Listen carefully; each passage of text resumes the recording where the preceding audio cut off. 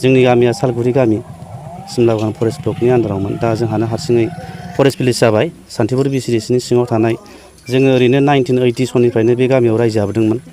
दिनैसिम आरो जोङो गोबां सरकारि आसनिफोरखौ मोनफुंनो हायाखै। माखासे 2003नि गेजेराव BTC एकर्ड जानानै थांबाय। बाहाय जोङो बिथां हाग्रामा महिलारि दैदेननाय जे बिथांनि सरकाराव जोङो रायजो राजानि लुबैनाय बायदि मोनफुंनो हायाखिसै। आरो जोङो बेयाव मोनैनि थाखायनो जोङो दिनै गामियैनो दोलै नोगोरै आइ आफा रायजो राजाखौ लानानै बेयाव मोनासै होननानै जों UPPL हान्जायावनो गामि रायजो राजा मदद होदोंमोन। आरो मदद बायदि आं रायजो राजाफोरखौ लानानै जे जोंनि आसा लामा दंग' बान्दो जाम्फै बेखौ मोनफुंगोन। आरो दासिमबो आसा दङ। जोंनाव EM सारा फैनानै जाय बिथां रनजित सारा फैनानै जोंनो खोथा होलांदोंमोन। गिबियावनो नोंथांमोननि गामिनि समस्या बेखौ आङो 100% मावफुंना होगोन होननानै बिथाङा खोथा होदों। बे मथेनो रायजो राजाफ्रा दिनैसिम नेनानै दं।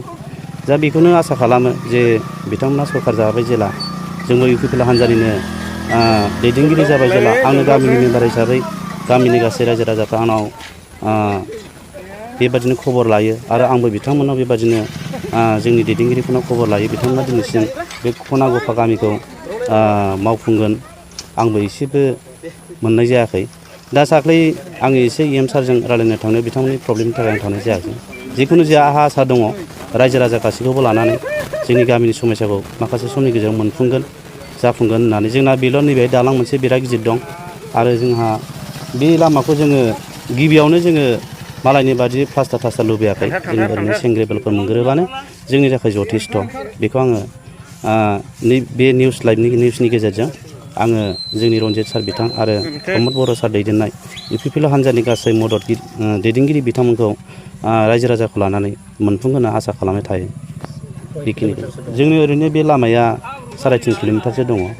दालाङा ओरैनो दालां गिदिर मोनसे दं। ओमफ्राय बेनिफ्राय ओरैनो हमफाइट कालभारफोर दङ। बेबादिनो 7-8 बे गामियावथ' ओरैनो जेसेबां ओरैहाय अदालगुरि गामिनि रायजो राजाफोर दं बेजोंनो होलांनानै हाल होलांनानै बिथांमोना माइ गायहैनो गोनां जायो। बे जुदि नैबे लामानि दाया जुदि देरोब्ला गासैबो आबाद मावनानै जाग्रा रायजो राजाफोरनि जि मावनांगौ बे खामानिया गासैबो थालांनो गोनां जायो। सप्तासे जुदि दै देरोबा सप्तासे हाल बन्द' जायो। सप्तासे आरो माइ गायनो जि गायनांगौ दङ बेबो बन्द' जायो। बेनिखायनो हायोब्ला आंनि BTC सरकारनि सायाव मोनसे खावलायनाय बेल' जेखि जाया गासैनि गेजेराव नैबे लामाया जुदि जाफुंजायोब्ला बे 10-12 बारग्रा गामिनि लामाया जुदि मावफुंजायोब्ला ओरैबायदि रायजो राजानि सायाव बिसास थागोन जेखौ जों बुंनानै फोजोबनो हानाय नङा। बेखिनिखौनो बुंनानै बावबो नारलायनांदों गारिखौनो। दा बेबायदिबा जोङो निदान सिदान बा लोमजानाय साजानायखौ जों माजों रैखा खालामनो? जोंथ' होनबा थैनानै थांगुलायगोन दा बेबायदिबा। दा बे हिसाबैनो जोङो आसा खालामनानै दङ।